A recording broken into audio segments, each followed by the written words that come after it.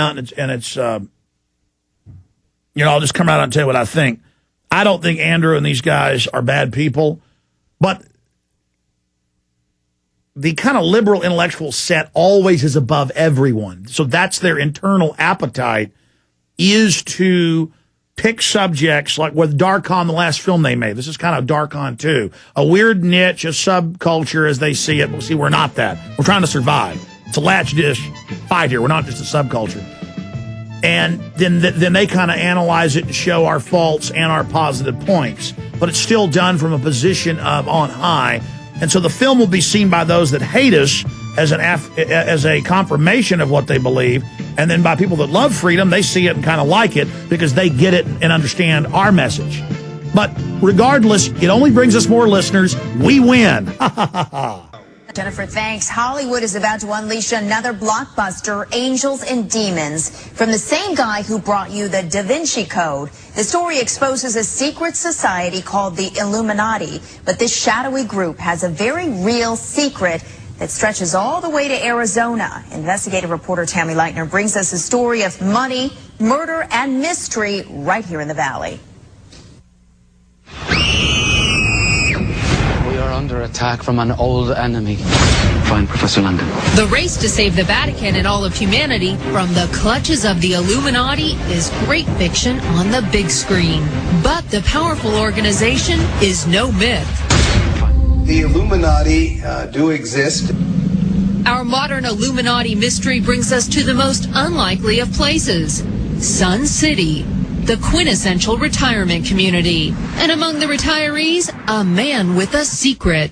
Paul Marcinkus was once a papal guard, an archbishop, and president of the Vatican Bank. Oh, no, he knew quite a bit. And what Marcinkus knew is at the center of a conspiracy theory that has endured for decades. Attorney Jonathan Levy has been locked in a legal battle with the Vatican Bank for years. He says Marcinkus is the central figure in the mysterious death of this man, Roberto Calvi. Calvi, like Marcinkus, was an Italian banker. They very well were the Illuminati, at least in Italy. Powerful people behind the scenes operating in secrecy. In 1982, Calvi was found hanged from the Blackfriars Bridge in London. It was staged to look like a suicide. Calvi was connected to the disappearance of more than... And we have Dr. Jonathan Levy with us, international law, adjunct faculty at Norwich University in the field of terrorism. Dr. Levy is best known for his role as counsel for plaintiffs in the lawsuit versus the Vatican Bank. We'll talk to him in a moment. Shattered by the sun, I walk a road, horizons change, the tournament's begun. The purple piper plays his tune, the choir softly sing. 3 lullabies in an ancient tongue for the court of the crimson.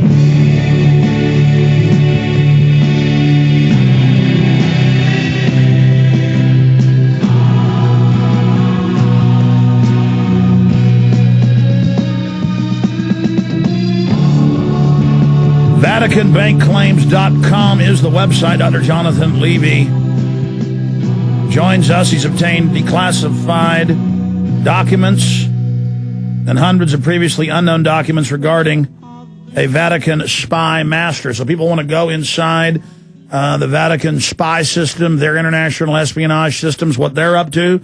Well, we look long and hard to find actually a real accredited expert on this and not one of the myriads of quacks and weirdos out there, but I think this guy's got some pretty good background and research. Dr. Jonathan Levy, professor at Norwich University. Sir, thank you for joining us. Tell us, because, in a 3-minute newscast, we only played part of it. It's not very clear exactly what's going on. Boil it down for us, and why are you, 9-10 years later, still in a lawsuit with the Vatican? Well, yeah, thanks for that introduction, Alex. But, we've been in federal court for 10 years now. We filed the lawsuit in 1999 seeking return of Nazi gold from the Vatican Bank, and the Vatican has tried every legal trick in the book to get that case out of there, including going to the U.S. ambassador to the Vatican, going to Condoleezza Rice, and we've hung in there, and we're still continuing. Okay, well, I mean, give us a boil down of the Vatican, the Nazis, what happened with the gold, how this ties into the Illuminati, how this ties into Vatican intelligence operatives. What would that be, the Jesuits? Right, Jesuits, Franciscans.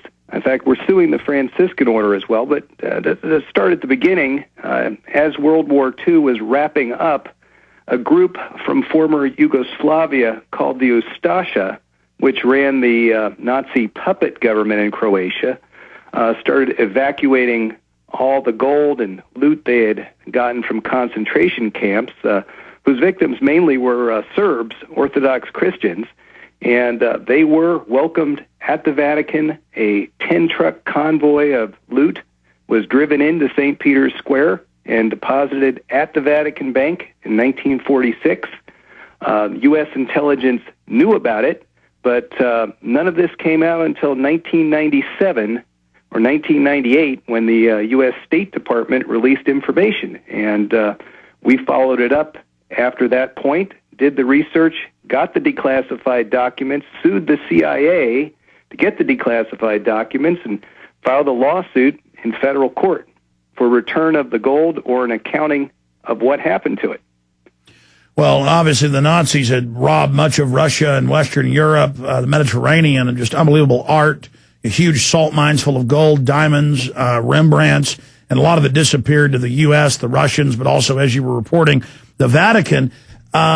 Continue with your lawsuit, the documents you got, where this money went, where these Nazis went, or these Nazi puppets went, and how this ties in to the Vatican Bank and that news piece we just played part of dealing with the Illuminati. Sure. To cut to the chase on the Illuminati, how do you move literally tens of millions or hundreds of millions of dollars worth of gold after the end of the Second World War, when you know it's contraband, Italy's occupied by the U.S. Military? Well, you do it in connection with some very powerful folks. And people in the CIA, Jim Angleton, who was went on to be head of CIA counterintelligence, was involved. British intelligence, the MI6, was involved with this plot.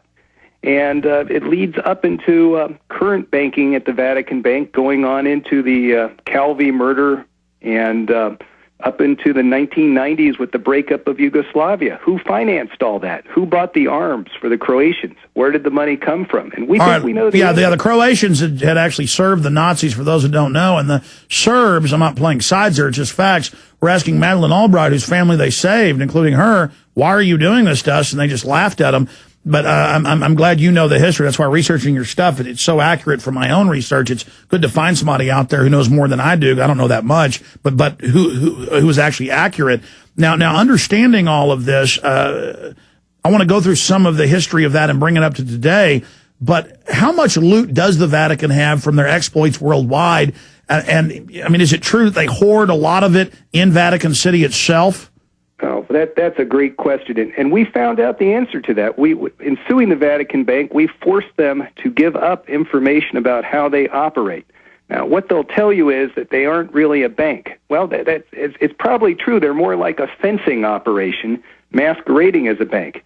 Their charter says that they can take all property, movable and immovable. Well, that's just about everything you can think of, any sort of valuable. Painting, a gold brick, antiquities, whatever you want to bring in there.